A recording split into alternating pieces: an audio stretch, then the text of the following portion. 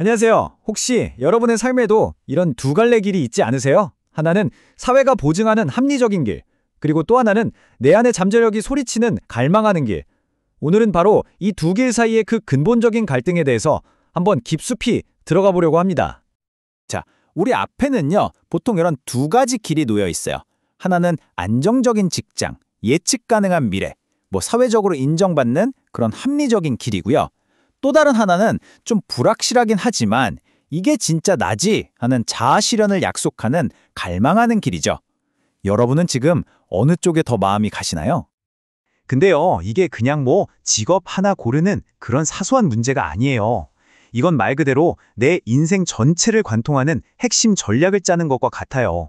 내 야망이 어디까지인지, 내 미래를 어떻게 만들 건지, 그걸 정하는 거니까요.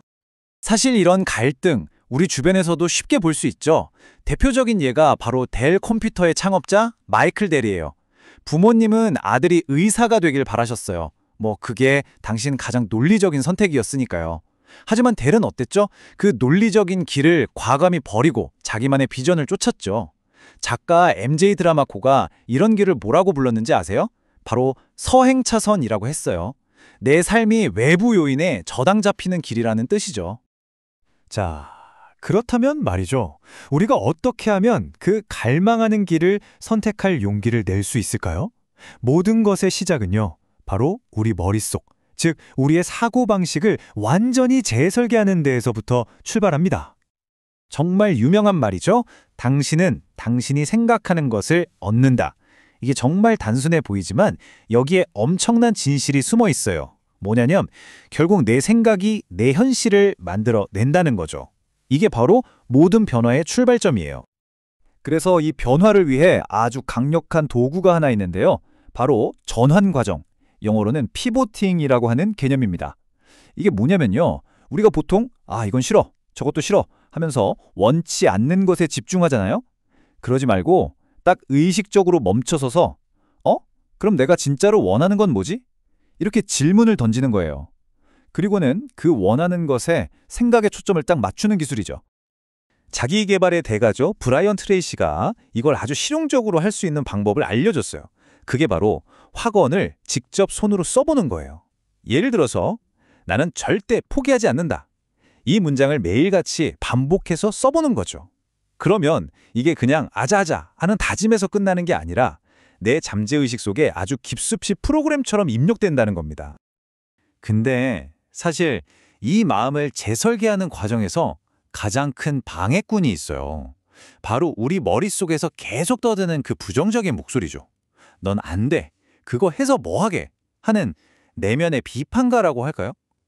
근데 중요한 건 이 목소리랑 막 싸우려고 하면 안 돼요. 오히려 지치게만 하죠.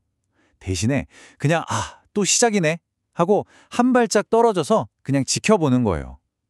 저항을 딱 내려놓고 관찰하는 것. 그게 바로 이 목소리의 힘을 빼는 가장 첫 번째 단계입니다. 자, 이렇게 마음을 재설계했다면 이제 이걸 가지고 현실 세계로 나와 봐야겠죠. 우리의 일과 경력에 이 새로운 사고방식을 어떻게 적용할 수 있을지 한번 살펴보겠습니다. 팀 페리스가 이런 말을 했어요. 사람들은 백만장자가 되고 싶은 게 아니다. 이게 무슨 말이냐면요. 사실 우리가 원하는 건 돈 그 자체가 아니라는 거죠. 그 돈이 가져다 줄 거라고 믿는 경험, 그러니까 완전한 자유, 그런 라이프 스타일을 원하는 거라는 겁니다. 목표를 완전히 다시 보게 만드는 말이죠. 그럼 구체적으로 뭘 해야 할까요? 몇 가지 아주 강력한 전략들이 있습니다. 첫째, 브라이언 트레이시가 말한 3의 법칙이에요. 내 가치의 90%를 만들어내는 핵심 업무 3가지에만 집중하는 거죠. 둘째, 성공한 사람들을 그냥 부러워만 하지 말고 그들의 습관을 철저히 연구하고 따라해보는 거예요.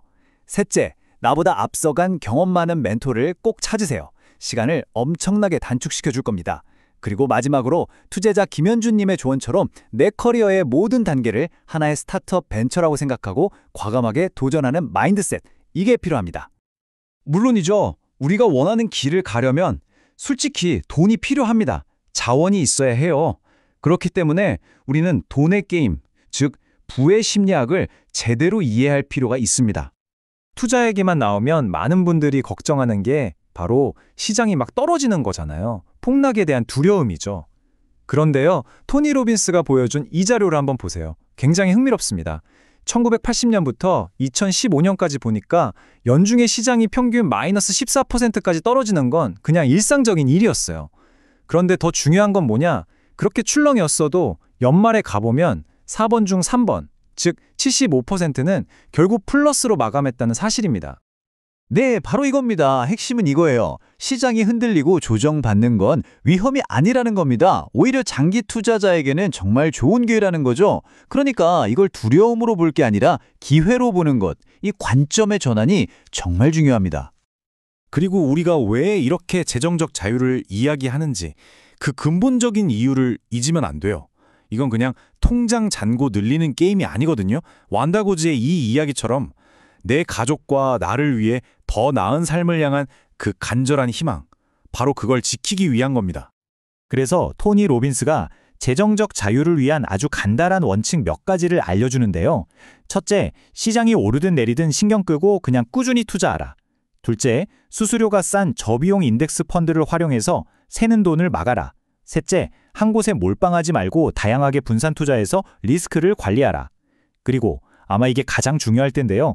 최고의 투자는 언제나 바로 나 자신에게 하는 투자라는 것 절대 잊지 마세요.